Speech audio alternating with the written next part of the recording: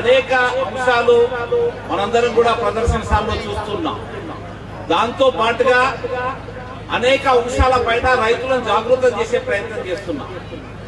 మొదటి రోజు అధిక పంటలు పండించడం ఎలా ఎరువులు వాడాలి, ఎలా క్రిమి సంహారక మందులు వాడాలి, మనం ఎలా అధిక పంట పండించుకోవాలి, ఆ పంటను ప్రాసెసింగ్ చేసుకొని ఎక్కువ అధిక ధరకు మనమే అమ్మాలి అనే అంశం పైన పలువురు శాస్త్రవేత్తలు మాట్లాడారు.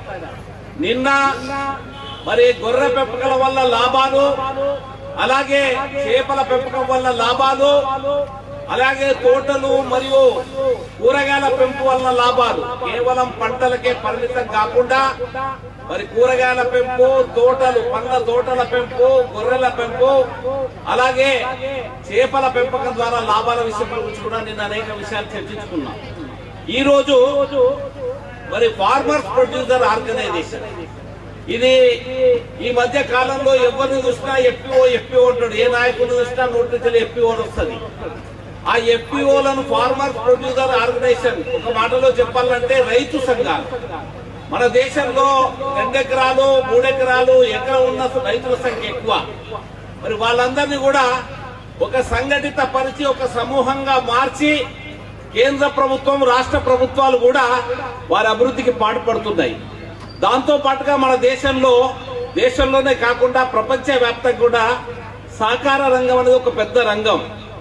ఆ సహకార రంగంలో అనేక మంది సభ్యులు ఉంటారు. ముఖ్యంగా రైతాంగం కానీ, ఈ మన దగ్గర చూసుకుంటే కరీంనగర్ సహకార బ్యాంక్ మీరు వినుంటారు, అలాగే సహకార అర్బన్ బ్యాంక్ పేరు వినుంటారు. ప్రతి ఊళ్ళో కూడా PACS ఉన్నాయి, ప్రైమరీ అగ్రికల్చరల్ కోఆపరేటివ్ సొసైటీస్.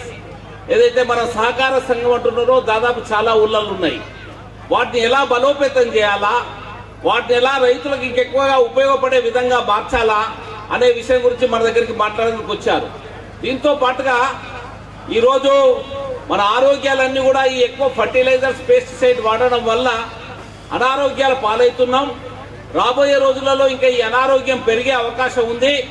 అందుకని సేంద్రియ సాగు, ఆర్గానిక్ మరి అగ్రికల్చర్, లేకపోతే న్యాచురల్ అగ్రికల్చర్, ప్రాకృతిక వ్యవసాయం, ఈ పదాలు మనం వింటూ వస్తున్నాం. మరి ఇక్కడ ఎఫ్పిఓ అధ్యక్షులు కూడా వచ్చారు, అలాగే సహకార సంఘాల అధ్యక్షులు పిలిచాం మనం. కానీ మొన్ననే ప్రభుత్వం జీవో జారీ చేసింది, అన్ని సహకార సంఘ అధ్యక్షులను కూడా రద్దుపరిచారు. ఇప్పుడు సహకార సంఘ అధ్యక్షులు లేరు. రాబోయే రోజులలో సహకార సంఘాన్ని కూడా ఒక ఎఫ్పిఓ మార్చాలనే ఆలోచన నడుస్తుంది. మరి చాలా ప్రముఖమైన విషయం ఇది. నేను రైతాంగానికి విజ్ఞప్తి చేస్తున్నా, మీరు తప్పకుండా ఇందులో పాల్గొనండి. మీ ఊళ్ళో మీరే లీడ్ చేయాలి, మీ ఊళ్ళో మీరే లీడ్ చేసే స్థితికి రావాలా, అట్లా జాగృత పరచాలనే ఉద్దేశంతో ఉన్నాం. మీకు సహకార సంఘం అంటే ఏందో కాదు. మన మహిళా సోదరి మళ్ళీ ఇక్కడ చాలా మంది ఉన్నారు. ఒక్కొక్క ఊళ్ళో 10 సంఘాలు ఉన్నాయి. SHG groups, self help groups అంటాం మనం, మహిళా సంఘాలను అంటాం. ఈ మహిళా సంఘాలు కూడా రాబోయే రోజుల్లో చాలా ప్రముఖ పాత్రను వహించబోతున్నాయి. ఇప్పటికే వాళ్ళ IKP సెంటర్స్ పెట్టి వడ్లు కొనుగోలు చేస్తున్నారు. ఇది ఇంతటితో సరిపోదు. కేవలం వాళ్ళు ఈరోజు అనేక SHG గ్రూప్స్ కేవలం వడ్డీలు ఇచ్చుకుంటూ ఒక నెల ఒకరు డబ్బు తీసుకుంటే ఇంకో నెల ఇంకో డబ్బు తీసుకుంటున్నారు. ఈ పరిస్థితి మారాలా, వాళ్ళు కూడా ప్రతి ఒక్క కుటీర పరిశ్రమగా మారాలా, అలాగే ఒక స్మాల్ స్కేల్ ఇండస్ట్రీగా, అవసరం అనుకుంటే ఒక మీడియం స్కేల్ MSMEగా మారాలనే ఉద్దేశంతో మరి మేము ఒక ప్రయత్నం చేశాము.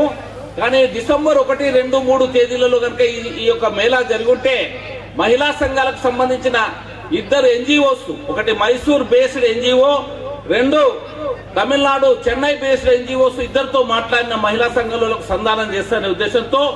కానీ డేట్స్ మారడం మూలంగా, ముఖ్యంగా క్రిస్మస్ సందర్భంగా మనం ఏర్పాటు చేశాం కనుక వాళ్ళకు వీలు కాదని చెప్పారు.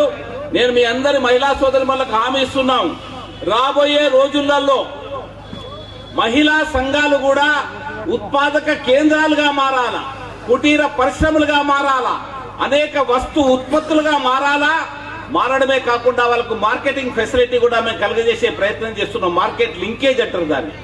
ఆ మార్కెట్ అనుసంధానం చేయాలని చూస్తున్నాం. మరి ఆ ప్రక్రియలో మేము తప్పకుండా సఫలమవుతామని చెప్తున్నాం. అందుకని ఈ రోజు మన ముందు చాలా ప్రముఖులు ఉన్నారు, చాలా అనుభవజ్ఞులు ఉన్నారు, తమ జీవితాలను మొత్తం త్యాగం చేసిన వాళ్ళు ఉన్నారు. మరి ముఖ్యంగా నరసింహనాయుడు అని ఉన్నారు ఇక్కడ మన ఆర్మూరు వాస్తవ్యుడు. ఈరోజు పసుపు బోర్డు మనం వింటున్నాం. మొన్ననే నరేంద్ర మోడీ గారు ఆర్మూరులో పసుపు బోర్డు ఏర్పాటు చేశారు. పసుపు బోర్డు అనే ఏర్పాటు నరసింహనాయుడు కృషి వల్ల జరిగిందనేది ఈ సందర్భంగా తెలియజేస్తున్నాను. ఒకసారి నరసింహనాయుడు గారు మీరు లేచి నిలబడి